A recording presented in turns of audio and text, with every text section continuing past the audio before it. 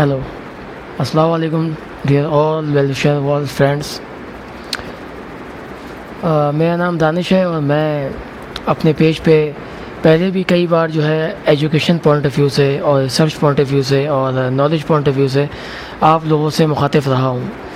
اس بار بھی میں ایک نئے ٹاپک کے ساتھ آپ کے سامنے حاضر ہوا ہوں اور اس کا مقصد صرف اتنا ہے کہ ہم اپنی نیشن کو کس طرح سدھار کی طرف لے کے آ سکتے ہیں، کس طرح ہم اپنے اندر کی کمزوریوں کو، چاہے وہ جسمانی یا روحانی یعنی دماغی جو ہمارے اعصاب ہیں، ان کو ہم کس طرح سے بہتر کر سکتے ہیں.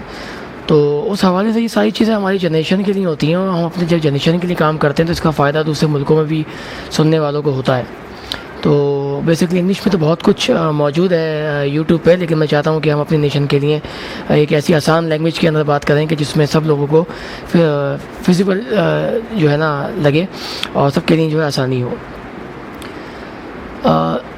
سوال یہ ہے کہ ہم karate, martial art, taekwondo, kung fu, judo, jujutsu سیکھتے ہیں، کیوں سیکھتے ہیں؟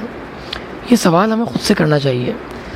اس میں کوئی شک نہیں ہے کہ ہر ملک کے اندر اس وقت میڈل ارن کرنے کے لیے جو ہے گیمز کو پرووک کیا جا رہا ہے، پروموٹ کیا جا رہا ہے اور اسی پروموشن کی وجہ سے وہ پلیئر بھی پروموٹ ہو رہا ہے.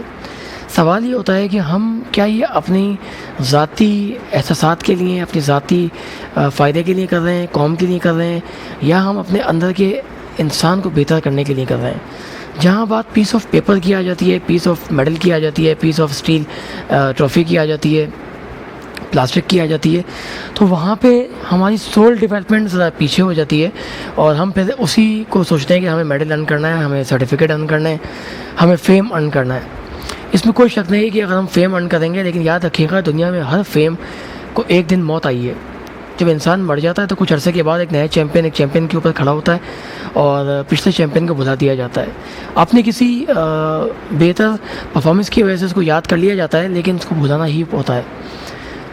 کیوں نہ ہم ایک ایسی زندگی گزاریں کہ جس میں ہماری آنے والی نسل بھی ہمیں یاد رکھے، اور وہ جب ہوگا جب ہم اپنی سول ڈیولپمنٹ کے اوپر کام کریں گے، فزیکل ڈیولپمنٹ کے ساتھ. تو اسی حوالے سے میں آپ سے بات کرنا چاہ رہا تھا کہ karate is an unarmed combat. It's mean کہ کراٹے کے اندر physical exercises, physical activities, self defence اور کک، پنچ، بلاکنگ، فردر چیزیں اس کے اندر انوالو ہیں. کیا یہی کراٹے ہے؟ میں نے اب تک پاکستان کے اندر لوگوں کو جو کرتے دیکھا، جو باتیں کرتے ہوئے سنا، جو ان کی ریسرچ جو انہوں نے کبھی اگر ٹی وی پروگرامس میں آ کے، تو وہ صرف کراٹے کو، مارشل آرٹ کو، تائیکوانڈو کو، جوڈو کو ایک سیلف ڈیفینس کے حوالے سے جو ہے بتا سکے، جبکہ حقیقت تو یہ بالکل بھی نہیں ہے. حقیقت تو اس کی بالکل برعکس ہے.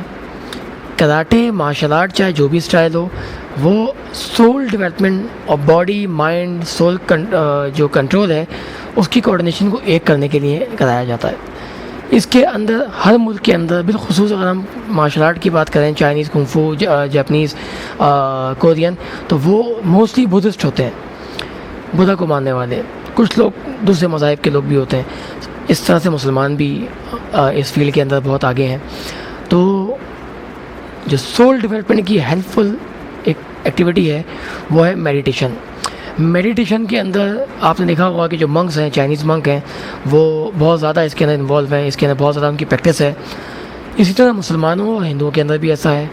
جو انڈینس یعنی کہ جو ہندو ہیں، وہ اپنے مذاہب کے اندر یوگا کے حوالے سے بدھسٹ بھی اور ہندو بھی جو ہیں اس کی پریکٹس کرتے ہیں.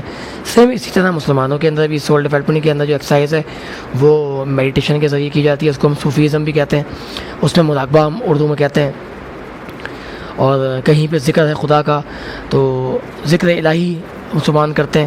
تو جس چیز کا ذکر کیا جائے گا بائی مائنڈ، بائی ہارٹ، تو وہ آپ کی سول ڈیولپمنٹ میں شمار ہو جائے گا. اور جہاں پر آپ اپنی باڈی کا یوز کریں گے اور پازیٹیو ایٹیٹیوڈ رکھیں گے تو وہ آپ کی فزیکل ایکٹیویٹی کی مینٹیننس ہے. اسی حوالے سے ہمیں اپنی مائنڈ کے ساتھ اپنی باڈی کوآرڈینیشن بڑھانا ہے. اس میں سب سے اہم ہے آپ کی مارشل آرٹ پریکٹس. اس میں بہت امپورٹنٹ ہے آپ کی میڈیٹیشن، مائنڈ ایکسرسائز. تو اس کے حوالے سے ہم اس کے بعد بات کریں گے.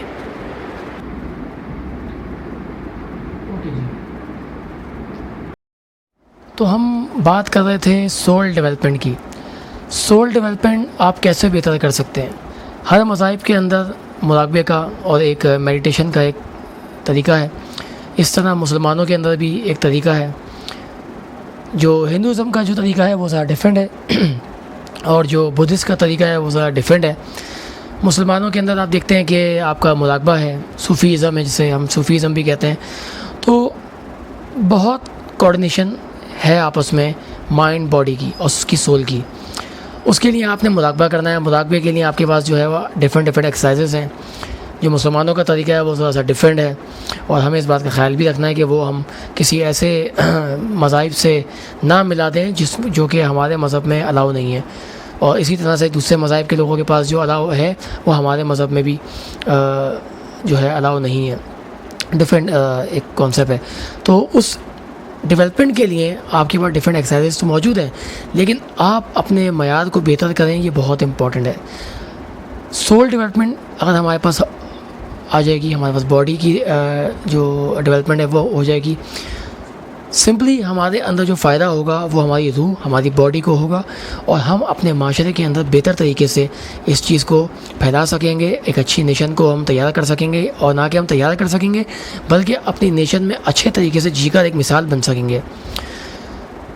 اب بات یہ آتی ہے کہ ہم لوگوں کو دیکھ کر جیلس ہوتے ہیں. بہت سمپل سا فنامنا ہے جو کہ آج کل لوگوں کے اندر ہے. کیوں ہوتے ہیں؟ میں یہ سمجھتا ہوں کہ لوگوں کے اندر جیلسی کا جو فیکٹر ہے، حسد کا جو فیکٹر ہے، وہ صرف جب فزیکل ایکٹیویٹی ان کی نہیں ہوتی. فزیکل ایکٹیویٹی ہوتی ہے تو خود بخود ہماری باڈی کے جو ریکوائرمنٹ ہے، جو باڈی کے جو مسلز ہیں، وہ خود بخود چاہتے ہیں کہ وہ جتنا کیا ہے اس سے زیادہ کریں. جتنا پہلے کریں گے، جتنا پہلے آپ نے کام کیا ہے اس سے زیادہ اس کی ریکوائرمنٹ بڑھتی چلی جائے گی جتنا آپ اس کو پریکٹس کریں گے. اسی لیے ہماری پریکٹس کے اندر یہ کہا جاتا ہے کہ آپ ریپیٹیشنس کو بڑھائیں. یہی وجہ ہے کہ ہم اپنی باڈی کے اندر ہمارے پاس جو ہماری مسلز میموری ہے اس میں وہ چیز ریکارڈ ہوتی ہے. ہم کوئی چیز بار بار کرتے ہیں، ہم اس کو انڈرسٹینڈ کرتے ہیں. ہم کوئی چیز بار بار کرتے ہیں، ہم وہ چیز کرنا آ جاتی ہے. ہم کوئی چیز بار بار کرتے ہیں تو ہمیں اس چیز کی عادت ہو جاتی ہے. اسی وجہ سے ہم کوئی چیز کرنا سیکھ کر اس کے ایکسپرٹ بھی ہو جاتے ہیں. ایکسپرٹ ہوں، سول ڈیولپمنٹ کو ڈیولپ کریں، مینٹلی فزیکلی فٹ ہوں تاکہ اپنی نیشن کے لیے کچھ اچھا کر سکیں، اپنے آنے والی نسل کے لیے مثال بن سکیں. بہت امپورٹنٹ ہے آپ اپنی زندگی کو، اپنی روح کو ساتھ لے کے چلیں. ایسا نہ ہو کہ باڈی وداؤٹ سول، ایک جسم ایک روح کے بغیر جی رہی ہو. اس کا نقصان آپ کی باڈی کو بھی ہوگا، آپ کے مائنڈ کو بھی ہوگا، اور آپ کی نیشن اور آپ سے سیکھنے والے لوگوں کو بھی ہوگا. نیکسٹ اپنے کسی ویڈیو کے اندر ہم انشاءاللہ پریکٹس کے بارے میں بھی ایک ڈسکشن کریں گے. السلام علیکم ورحمۃ اللہ وبرکاتہ.